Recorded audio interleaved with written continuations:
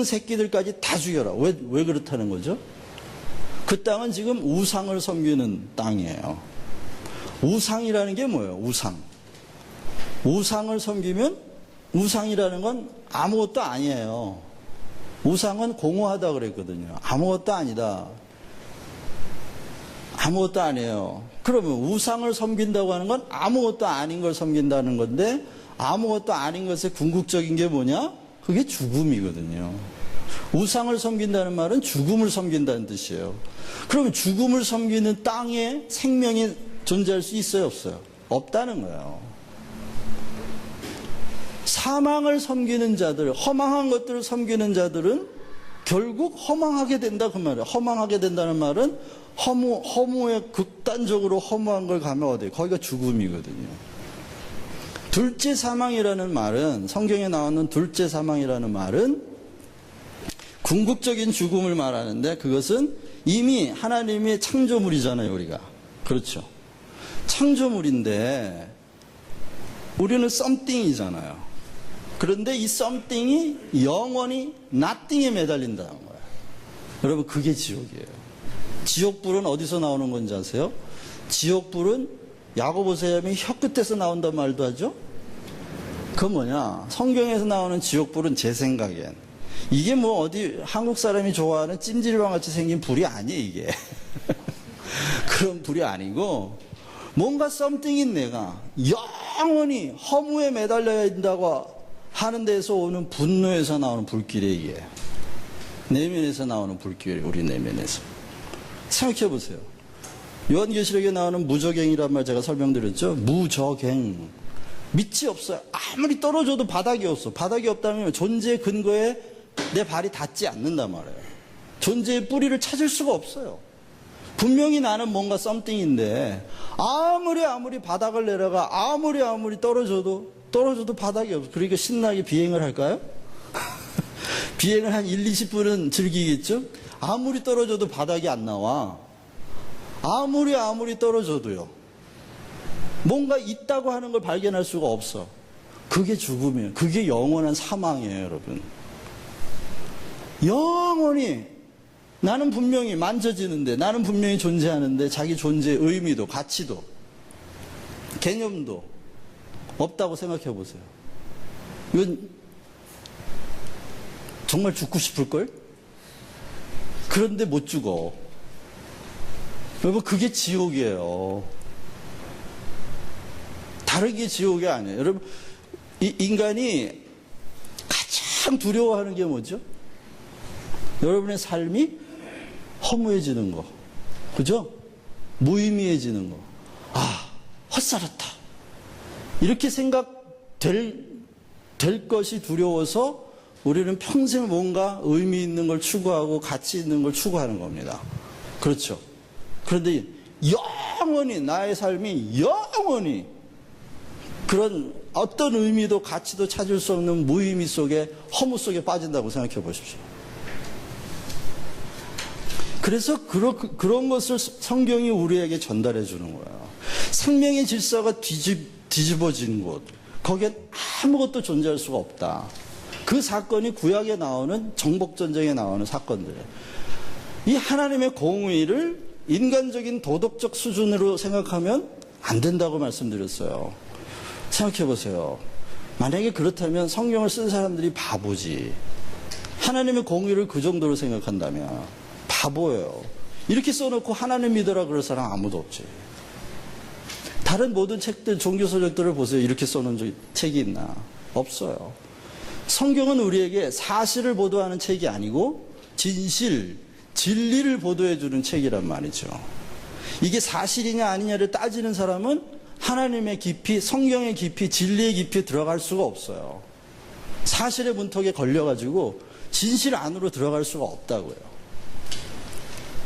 그럼 하나님의 사랑은 뭐냐? 그 하나님의 사랑은 하나님이 회복해 놓으신 생명의 질서.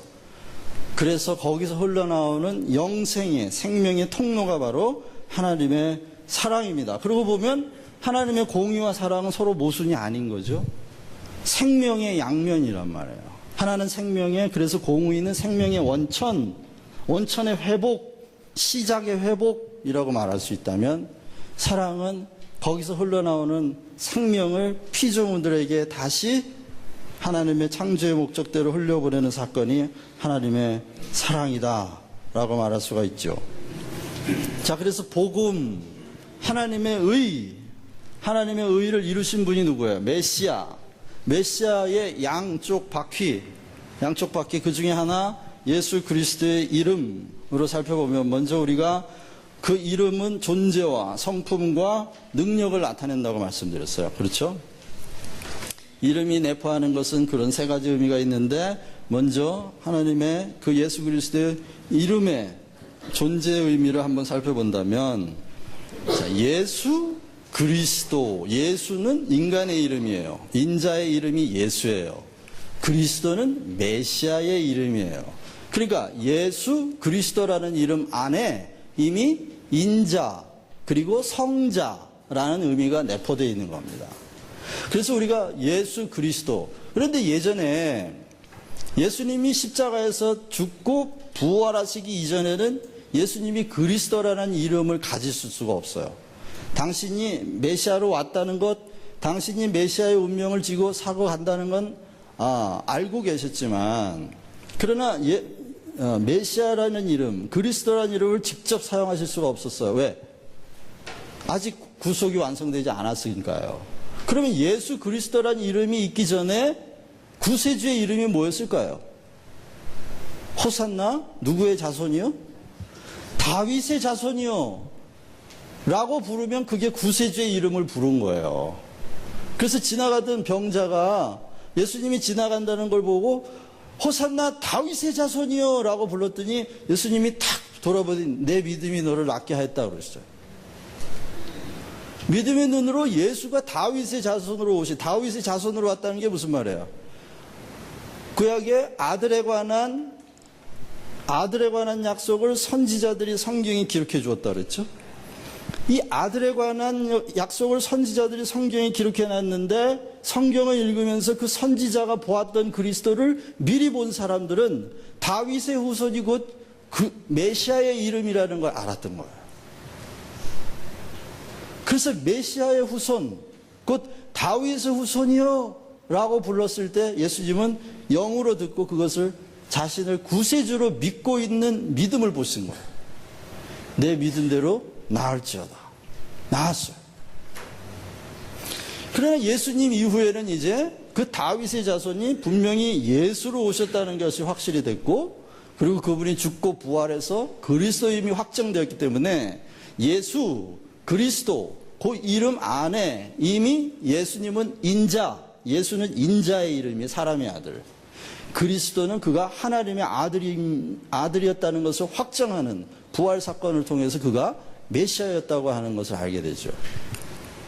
그래서 예수 그리스도는 바로 메시아이며 구세주다라는 의미가 들어있다는 거예요. 거기에는 옛 언약의 성취자라는 의미가 들어있고 또 새 언약에 수립할 수 있는 새 언약을 수립하는 분야에 한다는 의미가 들어있습니다.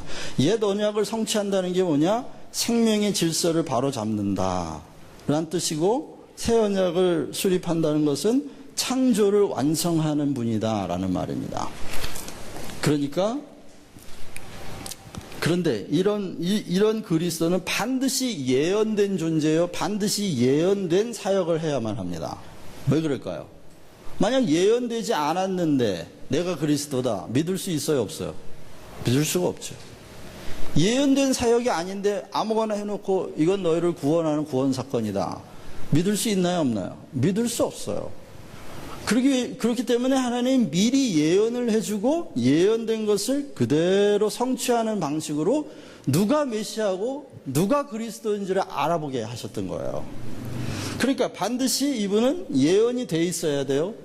그래서 예언된 대로 오셔야 되고 예언된 사건을 이루셔야 돼요.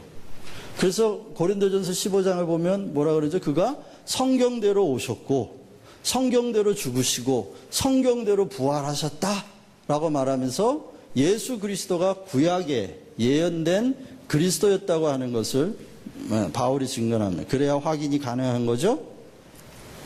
또한 메시아는 영원한 인격적 존재여야만 합니다. 왜요?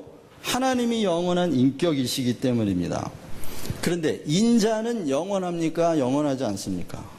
인자는 영원하지 않아요. 왜? 출발이 있잖아요. 영원하다는 말은 출발도 없고 끝도 없는 걸 말하는 거예요. 그러니까 예수는 영원하지 않아. 그런데 그리스도였다면 영원하다는 거예요. 그렇기 때문에 예수 그리스도라는 말은 하나님과 죄인 사이의 유일한 중보이셨다라는 뜻이에요. 하나님과 죄인 사이의 중보는 동시에 그가 인자여야 하고 사람의 아들이어야 하고 또 동시에 영원한 하나님의 아들이어야만 한다는 거죠. 그래서 성령으로 잉태됐어요. 성령으로 잉태된 이유는 뭐냐? 그가 시작도 끝도 없는 하나님의 아들을 존재의 근거로 한다 이 말입니다. 성령으로 잉태된다는 뜻이 그런 뜻이에요. 뭐 특별하게 태어났다 이런 말이 아니고 그분의 존재가 시작이 없는 영원 전부터 계셨던 분이었다는 뜻이에요. 그게. 그리고 죄가 없어야 되죠. 죄가 없어야 돼. 그래서 이 두 가지.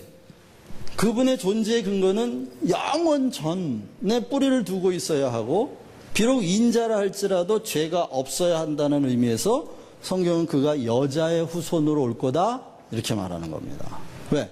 모든 사람은 다 여자의 후손인가요? 남자의 후손인가요? 남자의 후손이죠. 제일 먼저 만들어진 게 누구예요? 남자였고 그리고 여자는 남자에게서 나왔고 그 이후에 모든 인간들은 다 남자와 여자 연합한 결과로 나오죠. 그러니까 결국 온 인류는 다 누구의 후손이에요? 남자의 후손이에요. 아담만 빼고. 네. 아담만 빼고 모든 다 남자의 후손인데 성경이 여자의 후손과 그리고 뱀의 후손이 서로 싸울 거다라고 창세기 3장에서 얘기하고 있고 갈라디아서 4장에는 때가 참에 율법 아래 여자의 아들로 태어나셨다라고 확증을 해요. 그 말은 뭐냐? 아담하고 상관없이 왔다는 거예요. 아담하고 만약에 아담의 후손으로 왔다면 죄가 있을까요? 없을까요? 죄를 가지고 오시는 거죠. 그리고 창세기를 잘 읽어보면 하와하고 먹으면 죽겠다 하는 말씀을 하나님이 하와하고 했어요? 아니면 아담하고 했어요? 언약의 대상이 아담이에요. 하와는 언약의 대상이 아니었어요. 그렇기 때문에 하와가 먼저 먹었어요. 그런데 눈은 언제 떠졌나요? 아담이 먹을 때 떠졌어요, 눈이. 왜? 하와는 언약의 대상이 아니었어요.